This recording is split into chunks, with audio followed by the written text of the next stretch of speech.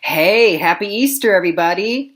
Jeffrey Michael here, and welcome to another edition of Jeffrey Michael's Movie Reviews Extravaganza. Although, actually, to be honest, this will probably be my last movie review extravaganza video ever. I mean, honestly, you guys, I just don't have the passion for these anymore, and I really don't feel like April Fools! No. I'm not stopping these videos anytime soon. Don't you worry about that. Did I get you? Hope I got you. I mean, I purposely waited till April 1st to release this so, I could get you there. Just for this. So in this video, I will be reviewing the movies that were released on March the 16th, 2018. Did I get you? Hope I did.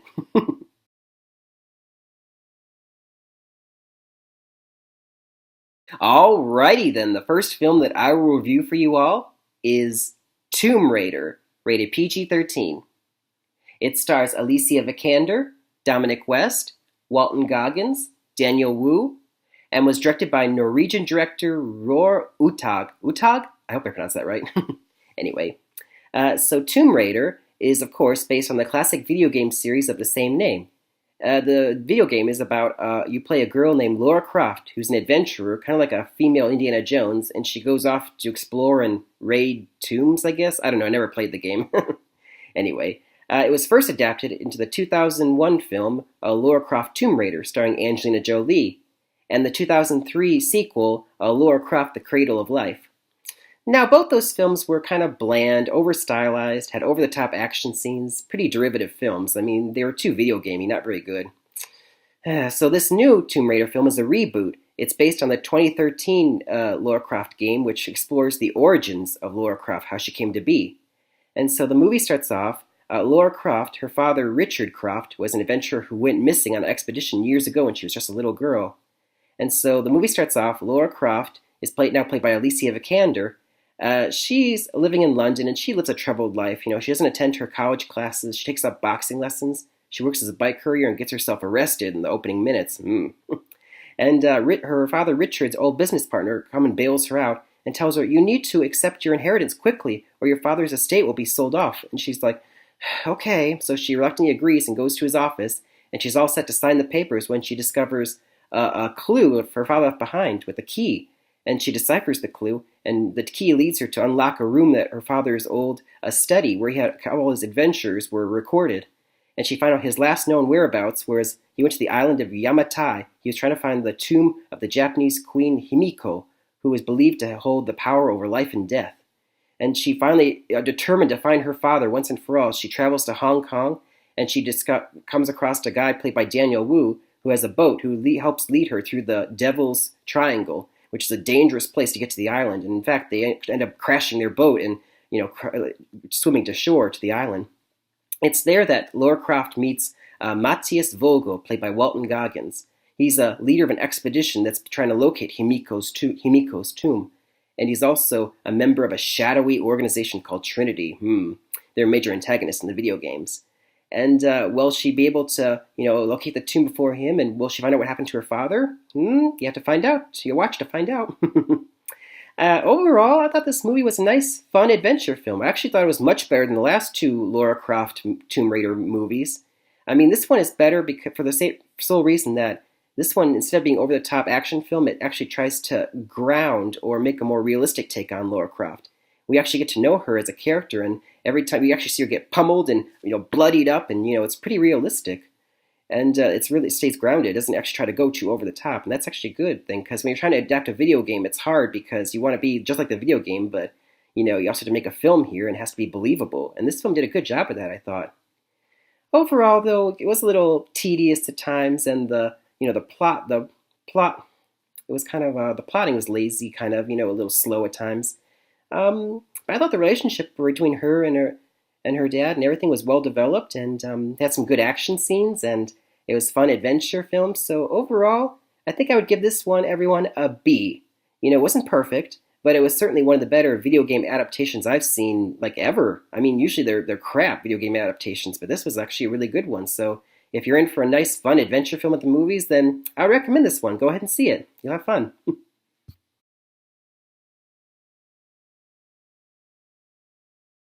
Okay, the next film that I will review for you is Love, Simon, rated PG-13. It stars Nick Robinson, Josh Duhamel, and Jennifer Garner, and was directed by Greg Berlanti, who brought you such films as The Broken Hearts Club, a romantic comedy, and Life as We Know It. Now, Love, Simon is based on the young adult novel Simon vs. the Homo Sapiens Agenda by Becky Albertalli. I read that book, actually, and it's a good book. I would recommend it. Anyway, so the book, just like the book, the movie is about a teenage boy named Simon Spear, and as the opening monologue, he says, "I'm just your ordinary, normal, average teenager. I have normal parents, played by Josh Duhamel and Jennifer Garner. I have a normal little sister. I have normal friends with normal names, Nick, Leah, and Abby. And I live a normal life. I go to school, I do sports, I do all this and this. I'm totally average, just like you guys. Except for one secret, one huge-ass secret, his words, not mine, that he is actually gay. And he is closeted. He's not out to anyone, not his friends or his family. And he always feels like he can't talk about it because he doesn't want anyone to treat him any differently. And he wonders how he's going to break it to anyone. And one day on the school's Tumblr site, he sees someone has posted something, a poem, and he declares that he's gay too, but he uses an alias, Blue. And Simon is freaking out, like, oh my God, there's someone else out there just like me. And so he, decides, should I respond to it or should I not? And finally he's like, F it, I'm going to do it. So he responds to Blue, saying, I'm gay too, Blue, just like you. I didn't mean to rhyme there, but... And then he signs it Jacques, that's his alias he uses. And he, is to his enormous surprise, Blue responds back, wanting to, to talk over online. So throughout the movie, they begin this online email relationship where they, talk about each other. They don't reveal each other's names, but Simon knows that it's someone at his school because it's on the Tumblr site. And so, he goes throughout the movie, wondering which boy is it? Who's this boy that I'm falling in love with? At the same time, though, there's something, of course, you have to have a bad plot happen.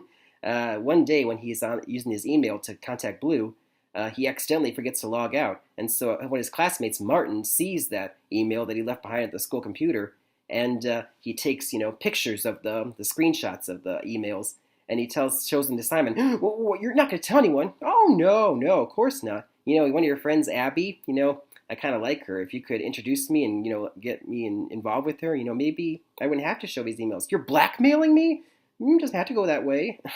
And that's how the rest of the movie goes. It's like, is the blackmail going to go through? And will you ever find out who Blue is? Oh no, what's a teenager to do? First of all, I have to say, before I begin the review, this is actually another groundbreaking film, ladies and gentlemen. This is the first time that a major studio has released a film with a gay lead character. I mean, that's never really happened before. I mean, there have been films with lead characters that are gay before, but they're always indie films. This is the very first time that a major studio funded a film with a gay lead character. I mean, it only took till 2018, but better late than never, I guess. And it's a groundbreaking film, and I'm happy to say that this is also a fantastic film, too. In fact, it's probably my favorite film released in the month of March, and one of my favorites so far this year, and here we go, I'll explain why. First of all, when you're watching this film, it's kind of like looking at an old John Hughes film. Remember John Hughes, right? He directed films from the 80s like Pretty in Pink and 16 Candles, The Breakfast Club. And this feels like a film that John Hughes would have made if he made a gay lead character, because it feels like a great teenage film where you understand the struggles of exactly what it's like to be a closeted gay teenager. Like every single facet is explored in this film and done so well, too. And not only that, but it's fun and it's entertaining. And you'll find yourself crying your eyes out at certain times, especially a scene where he, talks to his mother and his father separately. And oh my gosh, it's a tearjerker, that's for sure. And it's also funny and heartwarming too. Oh my gosh, is it heartwarming? I mean, throughout the movie, you just feel for these characters because they're so well developed. I mean, even at one point, Martin, the blackmailer, you feel for him too. I mean, that's shocking. I was surprised by that. And the whole time he's trying to find out who his mystery guy is. And when it's finally revealed at the end, yes, it happens. You just want to stand up in your chair and cheer and clap. I mean, actually, I've got a reaction from the audience that I was with. So I heard that online that a lot of other audiences react that way too. So that's actually a good sign that people are all ready and well ready to watch a film where it's not about, gay or straight or bi or anything. It's just love is love. And that's it. And that's why this film is so important to so many people, especially young, closeted kids who are going through the same thing. I mean, this is the kind of film that could have helped a lot of people. Overall, this is the kind of movie that, just puts a smile on your face the whole time, a stupid smile, and it just never leaves the whole time. It's that kind of movie. And yeah, you would have a great time with this. And so my grade for this overall is an A minus. Yes, I mean, I'd say A minus because the only quibble I could find is that I read the book beforehand, and there are a couple parts of the book that I wish had been in the movie, but minor things. I mean, that's just. I mean, other than that, this is a perfect movie to see. If you want to see a great movie with a great love story, well, then go to your theater right now and see this one, definitely, because I would highly recommend this one above all others. See it, please.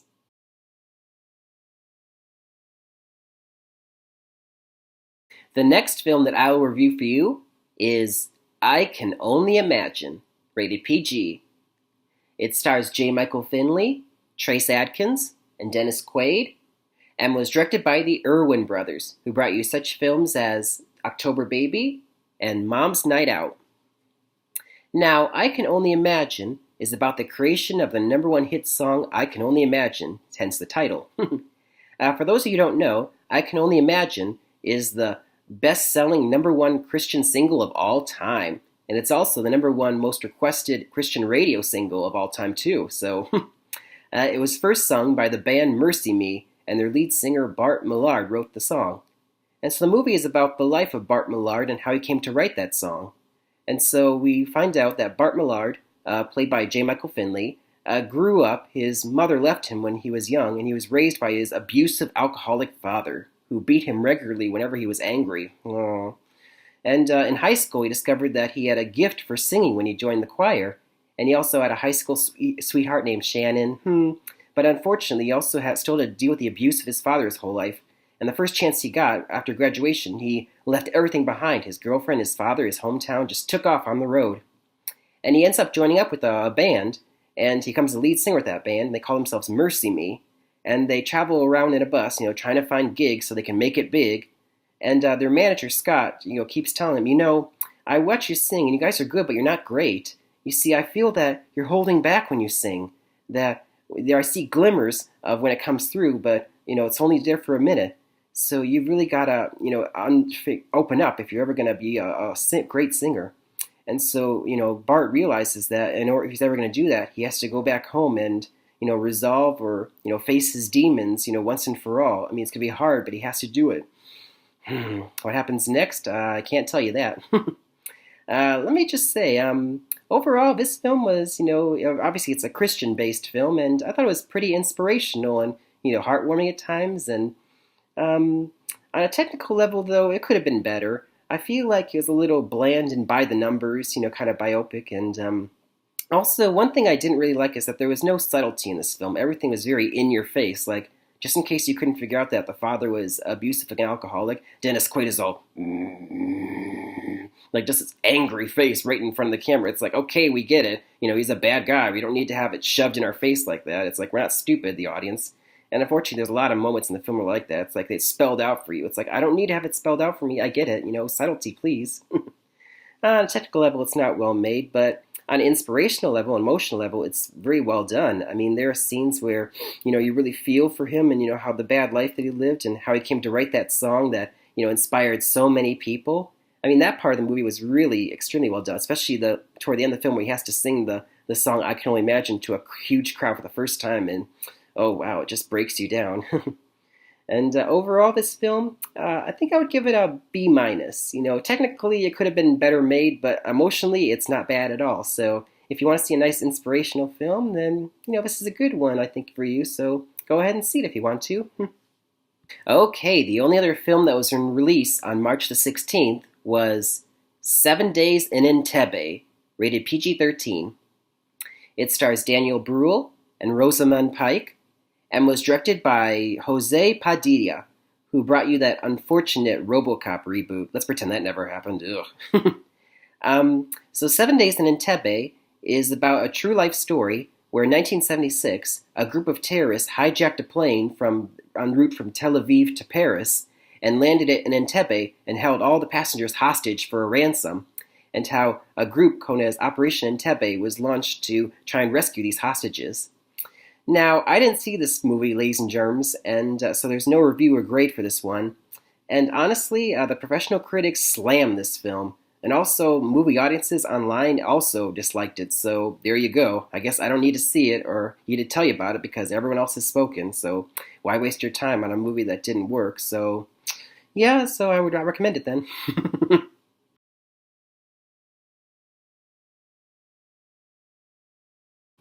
Welcome to my last recap ever, you guys. April Fools! Oh, wait, no. I already did that. Sorry.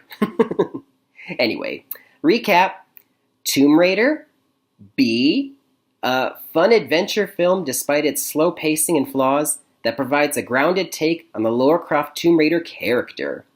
I recommend this one. See it. Love Simon, A minus, a groundbreaking gay teen romance film that will make you laugh, make you cry, and just warm your heart from start to finish. My number one recommendation all of the month of March. Please, everybody needs to see this movie now. I Can Only Imagine, B minus, an emotional, inspiring film about the creation of the greatest Christian song of all time, despite its derivativeness and lack of subtlety. But I still recommend it though. See it if you want to.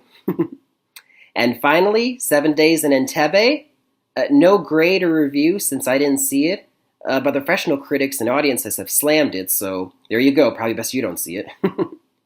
And that'll do it for another edition of Jeffrey Michaels Movie Reviews Extravaganza. Until next time, Happy Easter, everybody! And I'm going to make a lot more movie videos, so don't you worry about that.